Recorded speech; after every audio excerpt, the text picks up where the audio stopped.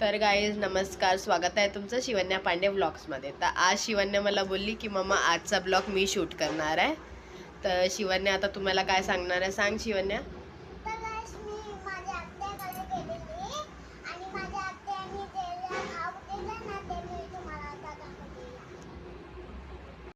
आणि माझी सगळी फॅमिली खूप सपोर्टिव्ह आहे. माझे मम्मी पप्पा मला खूप सपोर्ट करतात. मेन तर माझ्या मम्मीचा मला खूप सपोर्ट आहे, कारण की मी तुम्हाला माझी स्टोरी सांगेन. माझे जास्ती सबस्क्रायबर झाले तेव्हा मी तुम्हाला माझी स्टोरी सांगेन की माझं तर लव्ह मॅरेज आहे. मी आगरी आहे जातीनी आणि माझे मिस्टर आहेत ते जे ब्राह्मण आहेत ते UP-वाले आहेत ते. ओके, आम्ही कसं भेटलो, काय काय खूप सिच्युएशन म्हणजे बोलतात लाईफ खूप स्ट्रगल केले खूप. आणि माझे सासू सासरे माझ्या घरचे सगळे चांगले आहेत, सगळे. मला माझ्याशी कोण भांडण नाही, म्हणजे होत राहतं असे छोटे मोठे, पण ते लोक आता सध्या गावाला आहेत काय कारणास्तव. ते लोक पण कधी आले तर मी तुम्हाला ब्लॉगमध्ये घेईन, त्यांना पण तुम्हाला दाखवीन.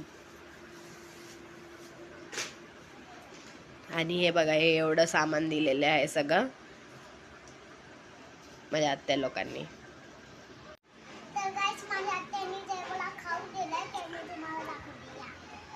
हां, दाखव आता. हे चॉकलेटचा डब्बा दिला शिवण्यासाठी. आणि माझे तिन्ही आत्या ना माझ्या शिवण्यासाठी खूप करतात. म्हणजे माझी फॅमिली सगळी, माझे सासू सासरे माझे आत्या लोक खूप करतात.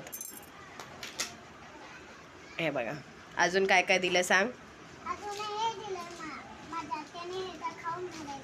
हां, हे पण ह्याचा पण पुरा मोठा बॉक्स होता, ह्याच्यातून 3च ठेवलेत, 4 ठेवलेत. आता खाऊन झालंय अर्ध.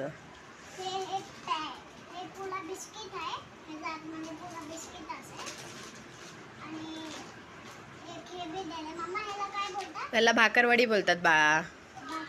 हां, आणि इथे तुम्ही बघू शकतात हे भाकरवडी, बिस्किट्स, नमकीन हे सगळं दिलं आहे. अजून हे मिठाईचा बॉक्स, हे फ्रूट्स दिलेले, बनानासुद्धा दिलेले होते, संपले. आणि हे बघा, हे केवढे सारे काजू बदाम दिलेले आहेत.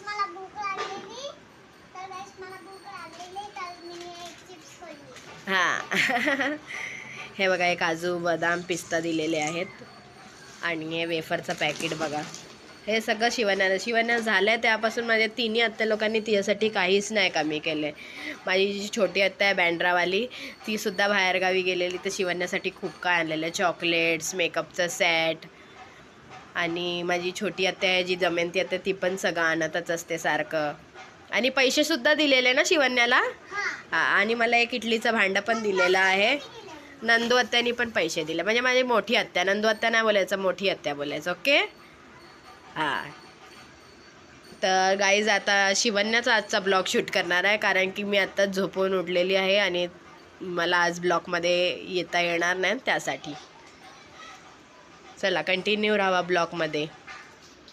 आणि इथे तुम्ही बघू शकतात मी गाबोली चणे भिजत टाकलेले आहेत दुपारीच. आणि त्यानंतर मी आज बनवणार आहे गाबोली चण्याची भाजी आणि पुरी बनवणार आहे. काय रोजचं जेवण बनवायचं खूप कंटाळा येतो, त्यासाठी.